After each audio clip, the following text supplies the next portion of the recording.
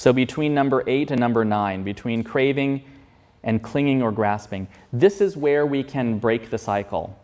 So we all know that there are particular things that we're attached to. We all have our own particular attachments. So when we meet the objects of our attachment and we see that craving come up, that's when we can say, aha, the process is starting again.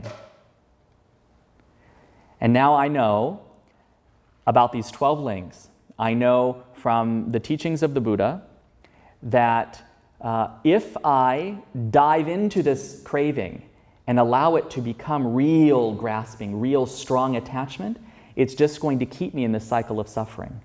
I know that these things I'm attached to aren't real sources of happiness.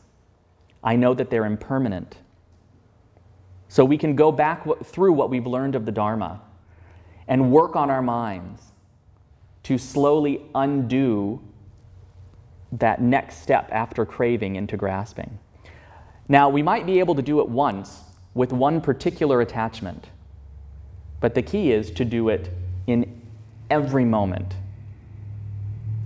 So the Buddha, after his enlightenment, as I understand this, the Buddha, after his enlightenment, he still came into contact with pleasant things.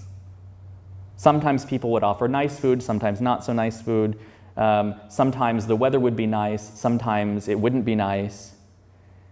So he still came into contact with pleasant things and unpleasant things, but he wasn't doing what we do. Oh, it's such a nice day. This is happiness.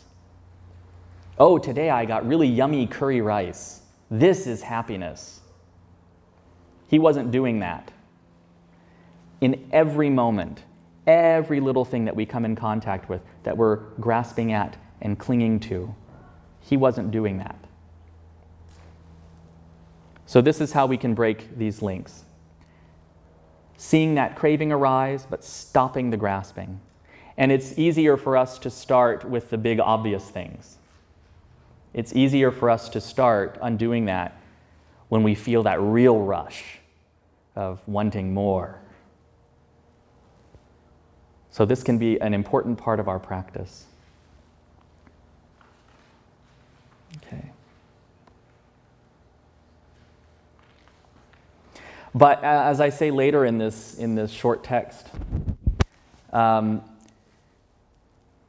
just seeing that isn't enough.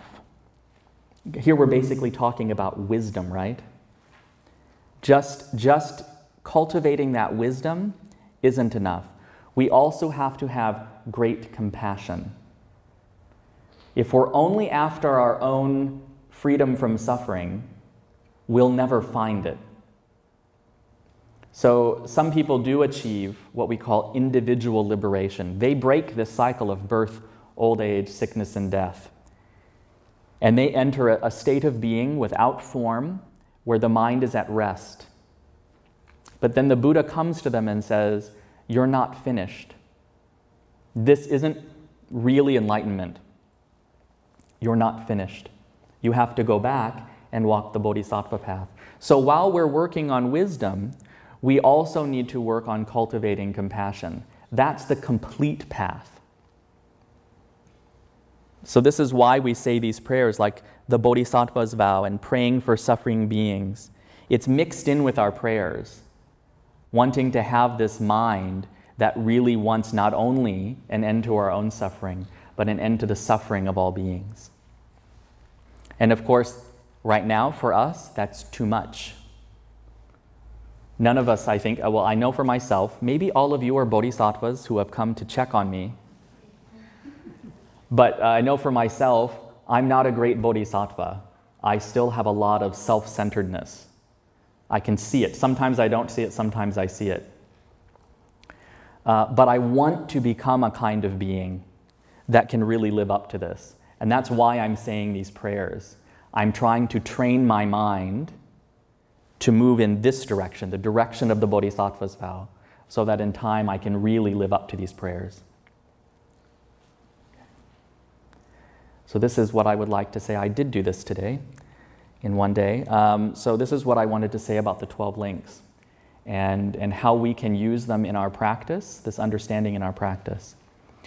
So I think we only have one of these microphones, and we had a request last time that people use a microphone when asking questions so everyone can hear. Would you mind running the microphone? Okay. So the camera can pick me up from this other mic, and I have a big mouth, so I think you all can hear me okay. So does anyone have any questions? Yes, I do. Okay. It just popped in my mind that how, what I can understand that, we were born because of our ignorance. What do you believe in the stem cell? And for people who were born in the lab, how does that the soul get into the body and get in? Okay. So people born through like artificial insemination, where they use the needle and to make the embryo and all of that. Well, it doesn't matter how the embryo is created. And actually, we don't talk about a soul really in Buddhism. We talk about mind usually, right? It's just a choice of words. It doesn't really matter too much. Soul in English tends to carry this connotation of like the personality, the whole being. But in fact, it's really just the consciousness with the imprint of karma. That's what's really entering the embryo. It doesn't matter how that happens. It just happens. It happens when the embryo is created, basically. So, and it happens because the consciousness in this in-between state, between lifetimes, we still have this craving to have form. And so the consciousness senses, essentially, that a baby is being made, and it just goes. It goes there. And of course, the reason why it goes to this embryo and not that one that has to do with the karmic connections between the parents and the consciousness of the child being created. But that's essentially what happens. It's our own attachment, largely our attachment to having form, that, along with the rest of our karma, that directs us into the embryo, basically. Did I completely answer your question? Yes. Is it the same? Is it the same way that people try to produce exactly? For example, if somebody wanted to have the same body again for the next life, they try to produce exactly cell. Is it the same way that the mind got transferred to as like a baby? You mean cloning? Yeah, cloning. Yes. Cloning. Well, I don't think we've actually cloned a person to find out, but my suspicion is that if I'm alive and they clone me and it actually becomes a real person, it lives, then it would be a different consciousness than my own, just genetically identical. But even if I die and then they clone my body, it's just my physical form that they've copied. They haven't copied my consciousness. So my mind wouldn't necessarily enter that copy of my body. It could be somebody else. It could be somebody else. But in fact, if you think about it, my name is Hui Hai, right? And I am this temporary collection of parts. So when I come apart, Hui Hai doesn't exist anymore. The consciousness with the imprint of the karma, the karmic seed, that moves on, but Hui Hai doesn't exist anymore. So even if you say that I am reborn in a new body, even a copy of my own, it's a different person. Because that person will be born into different circumstances, in a different time, they'll have different experiences. And so the personality will develop differently. So it wouldn't be me, the way I think of myself right now, in that new body anyway, whether it's a genetic copy of my current body or not. Okay? That's a good question. I have another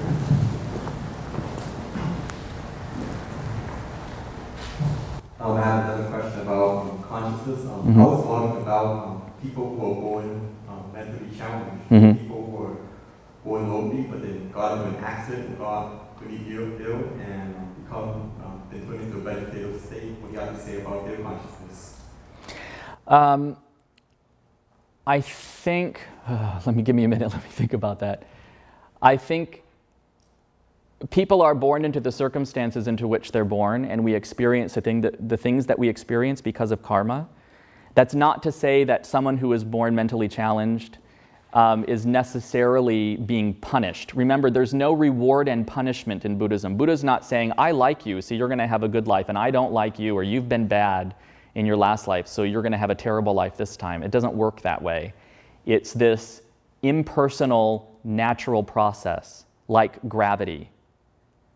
You know, if the lamp becomes unhooked from the ceiling, it falls, period, right? So, talking about this, I want to be careful that we're not thinking about this in terms of reward and punishment. But it is our karma that creates the circumstances into which we're born. So somebody who is born with abilities or disabilities, that's just because of their karma. But in terms of the consciousness specifically, I don't know if we would say that the consciousness doesn't completely form, that the 5 skandhas don't completely come together. I'm not sure if we would say that or not. In the case of someone, say, who's severely mentally disabled, or someone who gets into an accident and is in a vegetative state, maybe we would say that they're blocked, or a stroke or something like that. Yeah, if somebody ended up in a coma, maybe we could say that they're being blocked somehow. So would we say that the consciousness becomes different, or? Well, remember, when we're talking about consciousness, we're just talking about the potential upon which the rest of the mind arises, or from which it comes, and then the karmic imprint in that consciousness. That would remain. But it just wouldn't be the rest of it, like perception, coming into contact with, someone's in a coma, they're not really coming into physical contact, like visual contact with things. Those aspects of consciousness don't arise.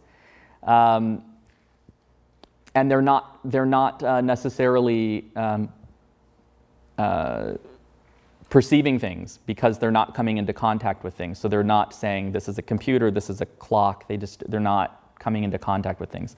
So we could say that the rest of the mind is maybe limited or blocked somehow, but consciousness remains. Yeah.